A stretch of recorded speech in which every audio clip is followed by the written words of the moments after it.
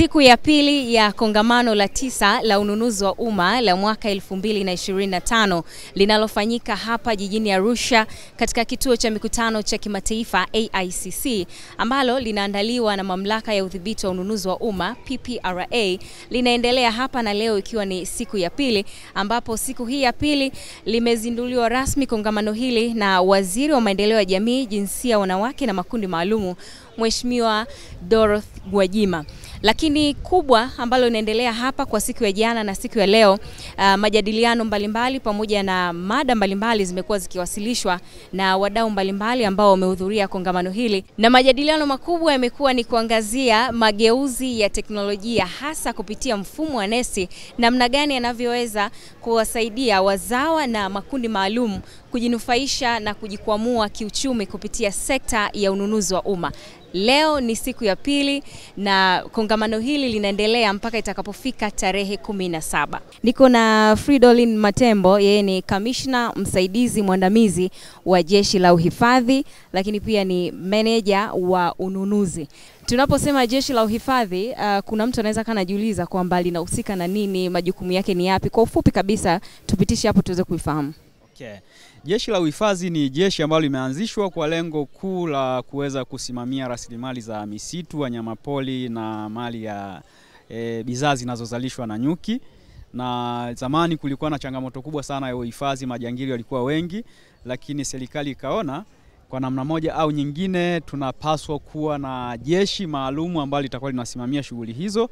Lilianzishwa na hilo jeshi limegawanyika katika vikosi vinne. Kuna kikosi namba 1 ambacho kinasimamia bonde la Ngorongoro, lakini tunacho kikosi namba 2 ambacho kinasimamia shughuli za utalii katika National Parks ambayo ni TANAPA, na kikosi namba 3 kinahusika na uhifadhi wa wanyamapori kwa ajili ya uwindaji, kinaitwa TAWA, na kikosi namba 4 ni kikosi ambacho kimepewa jukumu la kusimamia rasilimali za misitu pamoja na rasilimali za nyuki, na kikosi hicho kinaongozwa na Kamishna Profesa Dos Santos Silayo, ambaye yeye ameturuhusu vijana zaidi ya 20 kwa ajili ya kuweza kushiriki katika kongamano hili, akiwa ameona thamani na tasnia kubwa ya ununuzi kwamba ina jukumu kubwa la kuchagiza katika uhifadhi.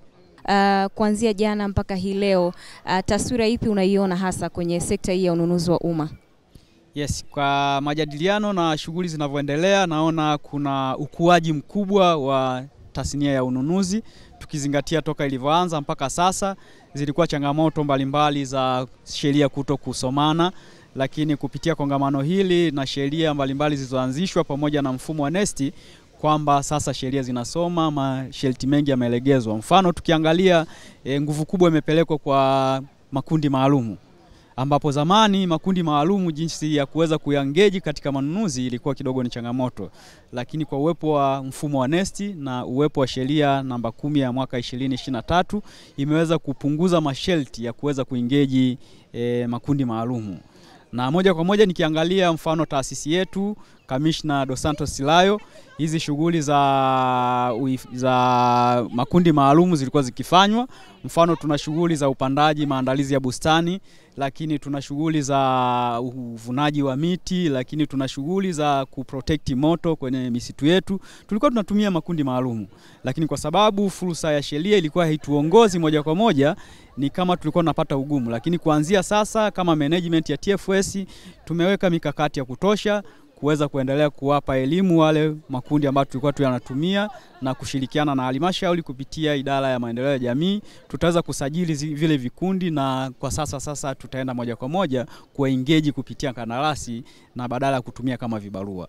Nyinyi mpo kwenye mchakato tayari kupitia taasisi yenu, mmeshatoa tenda kwa makundi haya maalum? Yes. Kwa kuanzia tumetoa kazi hizi kupitia makundi maalum kama nilivyosema katika shughuli mbalimbali. Tunavyo vikundi vya kuzuia moto katika misitu yetu, lakini tunavyo vikundi ambavyo vinahusika na ufugaji wa nyuki na vinginevyo. Hivyo vyote ni makundi maalum ambayo TFS tumeweza kuwa manage. Almost kwa asilimia kubwa tumeweza kuifanya kazi hiyo. Napozungumzia tunaenda kuboresha zaidi, ni kama sasa kuna baadhi ya vikundi ambavyo sasa tunaenda kuviongezea upana wake uwigo katika maeneo mbalimbali, ukizingatia TFS tuko nchi nzima. Nini hasa wito wako kwa Watanzania kwa ujumla wake, namna gani hasa ambavyo wanaweza kuchangamkia fursa hii kutoka kwenye taasisi yenu hasa kupitia mfumo wa NeST?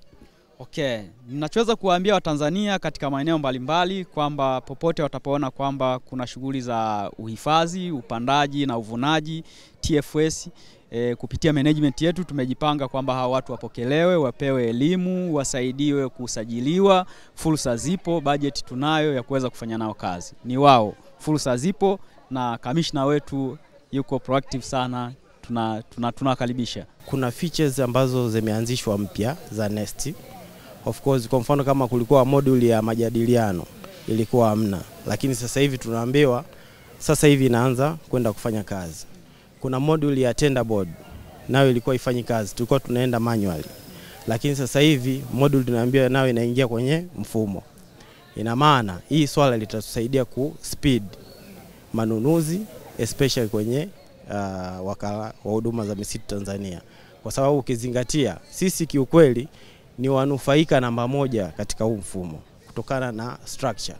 Yaani ukiangalia hii TFS, kila wilaya TFS ipo, kila eneo unapoenda TFS ipo. Kwa kutumia mfumo huu na mabadiliko haya na issues ambazo zimekuwa discussed leo, itatusaidia sana. Ukizingatia tuna wawakilishi wengi, sio wote lakini ni wachache, lakini itatusaidia kwa sababu sisi tuenda kwa mabalozi huko. Ukiwa kama mtumishi wa umma ambaye unaenda sasa kukutana na jamii huko, inakuongezea nini? Actually kuna mambo mengi ambayo actually tumejifunza. Umeona Kwa mfano kama ukija ukiangalia mada ambazo ziliweza kuzungumzwa jana, tumezungumzia mambo, kuna module ambayo imeanzishwa. Kwa mfano kama sasa hivi tunazungumza kwenye mambo ya mtu asiporidhika. Zamani ulikuwa kama mtu hajaridhika mzabuni, mnaanza kutuma manual documents huko PPAA, lakini sasa hivi kila kitu kinafanyika kwenye mfumo. Kwa hiyo kwangu mimi kwanza ni faida kubwa, lakini pamoja na hayo tuna vingi ambavyo huwezi kuvisamarize hapa, lakini kwa kifupi kwa ujumla wake kongamano limetusaidia sana. Nakushukuru sana. Asante.